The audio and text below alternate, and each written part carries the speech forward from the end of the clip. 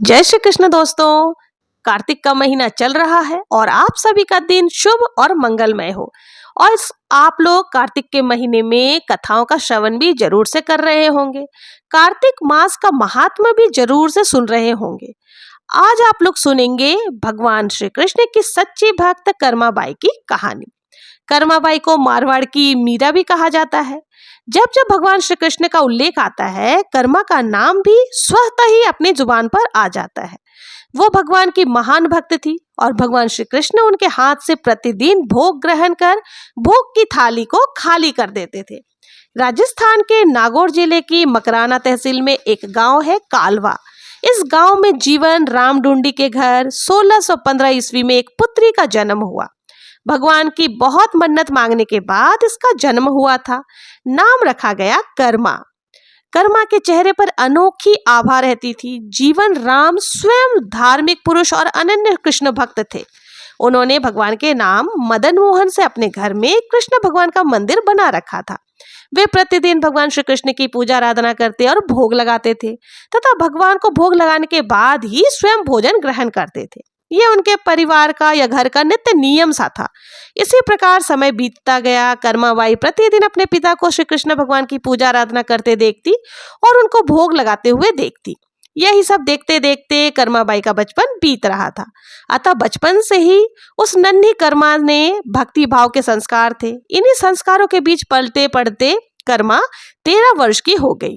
एक बार जीवन राम को कार्तिक पूर्णिमा स्नान के लिए पुष्कर जाना पड़ा।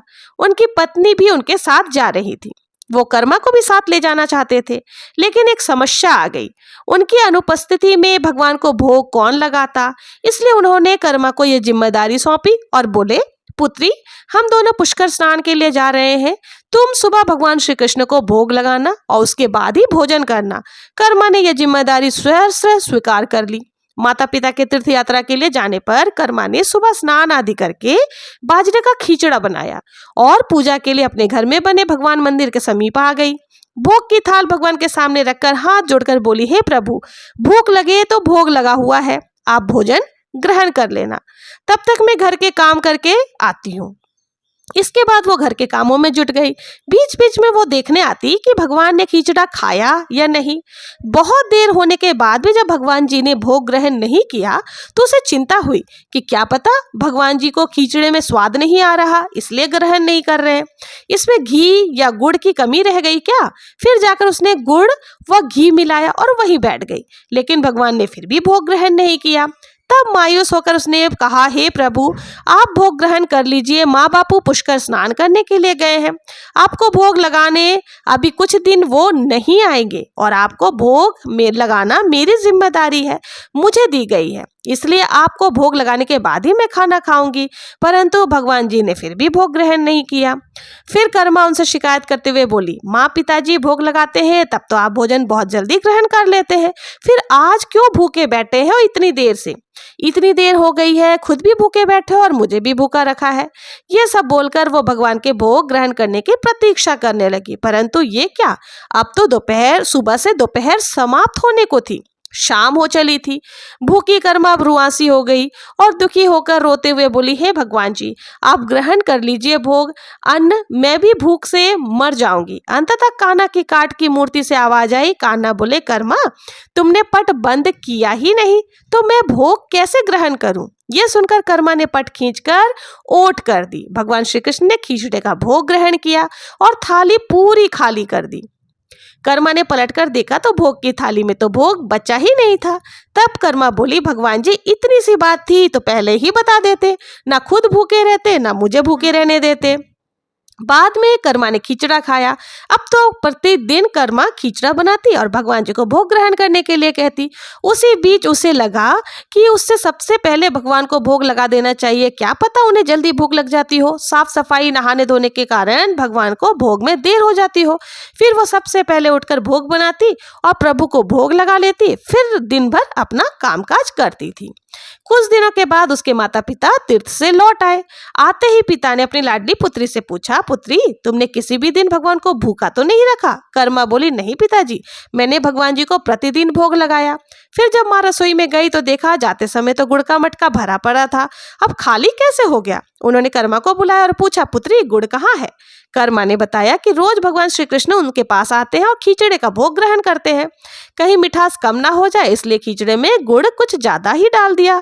उसने पहले दिन हुई परेशानी के बारे में भी बता दिया। कर्मा ने कहा, भगवान जी ने बहुत देर तक भोग ग्रहण नहीं किया था क्योंकि मैंने पट बंद नहीं किया था। फिर पट बंद करने पर यह सुनकर माता पिता चकित रह गए कि वो जिन ईश्वर के आशीर्वाद हेतु इतनी दूर तीर्थ यात्रा पर गए थे, जिन्हें पाने के लिए लोग ना जाने क्या क्या करते हैं, कहाँ कहाँ उन्हें ढूंढते हैं, वे भगवान तो उनकी बेटी के हाथ से उनके घर में खिचड़ा खाते हैं। ये कैसे संभव है? उन्हें चिंता भी हुई कि बेटी बावड़ी तो नहीं हो गई। ये सोच लिया कि पता नहीं कर्मा ने ही पूरा गुड़ खा लिया होगा और वो ऐसे ही बोल रही है। इस पर कर्मा ने कहा, अगर आपको यकीन नहीं है तो कल देख लीजिएगा, मैं खुद भगवान को भोग लगाऊंगी। इस आश्चर्य से वे रात भर सो नहीं पाए। दूसरे दिन कर्मा ने खिचड़ा बनाया और मंदिर में भोग की थाली रखकर पट बंद कर दिया। बोले, हे भगवान जी, ये लोग नहीं मान रहे हैं मैंने आपको ही गुड़ और घी खिलाया है।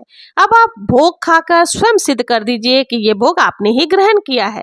भक्त की पुकार सुनकर भगवान को तो आना ही था और कान्हा जी खिचड़ा खाने के लिए आ गए। जब पट खुला तो जीवन राम और उनकी पत्नी आश्चर्यचकित थे कि भोग की थाली में भोग बचा ही नहीं था।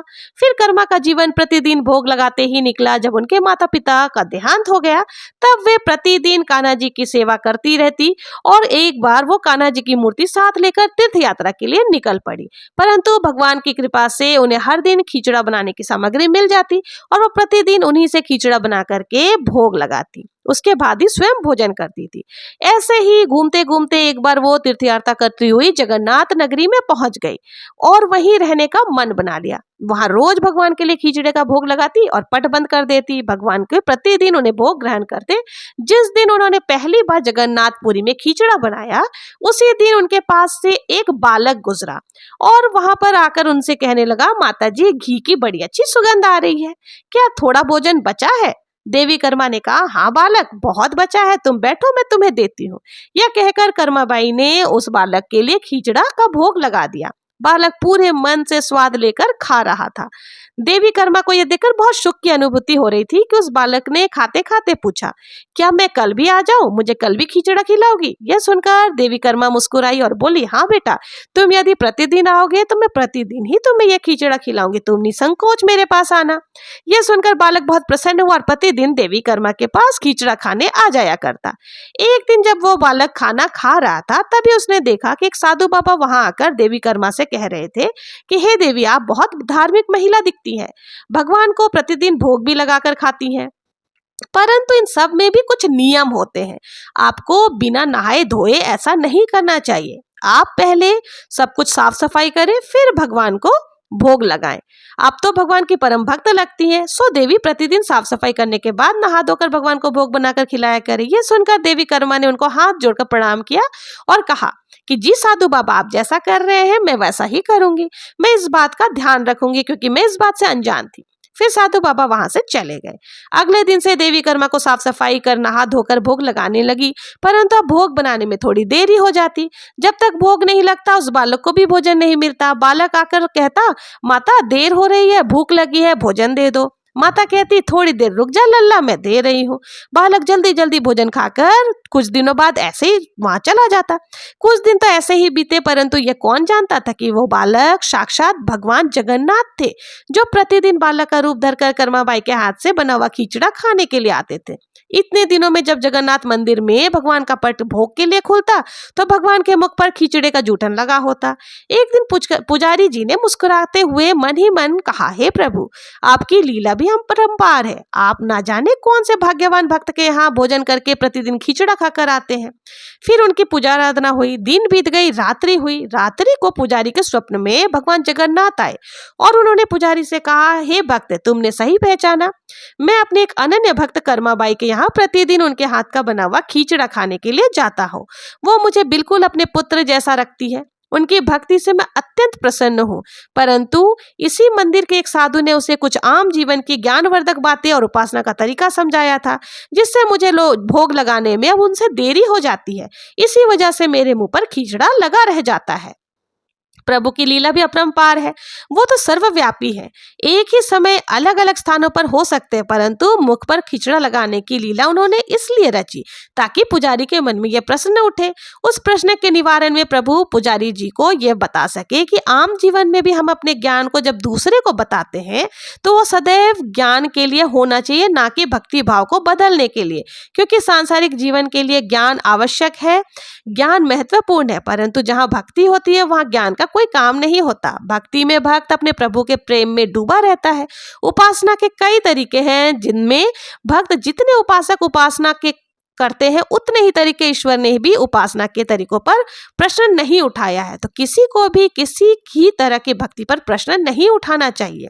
साधु गलत नहीं थे, साधु अपने ज्ञान के हिसाब से ही कार्य कर रहे थे, वो सही थे, परंतु उन्हें ये नहीं पता कि जो महिला प्रभु को बिना नहाए खाना देती है, उनका भाव सिर्फ इतना था कि मेरे प्रभु को जल्दी भोजन मिल सके, वो भूखे ना हो जाए मेरे काम की वजह से। और यह प्रेम भाव प्रभु के लिए हर नियम से ऊपर था। इन बातों को सुनकर पुजारी जी ने साधु बाबा को बुलवाकर यह बात कही। साधु बाबा को भी अपनी गलती का एहसास हुआ कि वो भगवान और भक्त के बीच में आ रहे थे, और उन्होंने बिना समय गवाए माता कर्मा के पास जाकर कहा, देवी, आप जैसे प्रभु को पहले भोग लगाती थी वैसे ही लगाइए। मैं आपकी भक्ति नहीं समझ पाया, इसलिए मुझे क्षमा करें। कर्मा ने कहा, ठीक है, मैं कल से फिर उसी समय पर वैसे ही भोग लगाऊंगी। माता कर्मा ने फिर उसी तरीके से भोग लगाना प्रारंभ कर दिया और भगवान के मुख पर खींचड़े का जूठन अब नहीं लगा होता था। ऐसे ही कई वर्ष बीत गए। एक दिन पुजारी जी ने देखा कि भगवान के आंखों से आंसू बह रहे हैं और वो भोग ग्रहण नहीं कर रहे। तब उन्होंने मन ही मन फिर से पूछा, हे प्रभु, ऐसा कौन सा अपराध हुआ जिससे आपने भोग ग्रहण नहीं किया और आपकी आंखों में अश्रुधारा बह रही है? प्रभु, यदि हमसे कोई अपराध हुआ हो तो आप हमें क्षमा करें और भोग ग्रहण करें। आपके भक्तजन प्रसाद के लिए प्रतीक्षा कर रहे हैं। फिर क्या था, भक्तवत्सल प्रभु ने प्रसाद तो ग्रहण कर लिया, परंतु प्रभु के भोग देर से ग्रहण करने की बात और उनके आंखों से अश्रुधारा बहने की बात पूरी प्रजा में फैल गई। ये बात महाराज तक भी जा पहुंची। महाराज अतिशीघ्र मंदिर में पहुंचे और पुजारी जी से विचार विमर्श करने लगे कि ऐसा क्यों हुआ। उन दोनों ने भगवान के पास हाथ जोड़कर विनती करी कि हे प्रभु, हमसे क्या भूल चूक हुई है जो आपकी आंखों से अश्रुधारा बह रही थी। प्रभु ने रात्रि के पहर में जब पुजारी जी और राजा सो रहे थे, तब भगवान ने राजा के स्वप्न में आकर कहा कि मेरी एक अनन्य भक्त थी जिसका नाम था कर्माबाई, जो प्रतिदिन मुझे खिचड़े का भोग लगाती थी और मैं प्रतिदिन उनके यहाँ बालक का रूप धरकर जाया करता था। परंतु आज उन्होंने अंतिम श्वास ली है और मुझसे सदैव के लिए दूर हो गई है। अब मुझे बालक की तरह कौन प्रेम करेगा और कौन खिचड़ा खिलाएगा? ये सुनकर महाराज ने अपने स्वप्न में ही भगवान से कहा, प्रभु, आज से प्रतिदिन आपके भोग में कर्माबाई का खिचड़ा भी चढ़ेगा। यही सपना उन्होंने अपने दरबार में सभी को बताया। उसी दिन से राजा ने ऐलान करा दिया कि भगवान जगन्नाथ के भोग में कर्माबाई का खिचड़ा भी जरूर से लगाया जाएगा। ये थी भक्त कर्माबाई की कथा और उनके खिचड़े की कथा और उनके खिचड़े से जुड़ी हुई प्रभु की लीला की कथा। ये थी कर्माबाई की और श्री कृष्ण जी की लीलाओं की कथा। कार्तिक के मास में जरूर से आपको ये कथा सुननी चाहिए और कार्तिक के मास में कृष्ण जी को खिचड़े का भोग भी अवश्य ही लगानी चाहिए। अन्नकूट के दिन खिचड़े का भोग बनाकर सप्तधान मिलाकर के आप जरूर से भोग लगाएं। और अगर आप लोगों को ये कर्माबाई की कृष्ण जी की सच्ची भक्ति वाली कथा पसंद आई हो तो मेरे चैनल को लाइक, शेयर, सब्सक्राइब करना ना भूलें और कमेंट में जय श्री कृष्ण और जय जगन्नाथ लिखना ना भूलें। मिलते हैं नेक्स्ट वीडियो में, तब तक के लिए जय श्री कृष्ण, जय जगन्नाथ।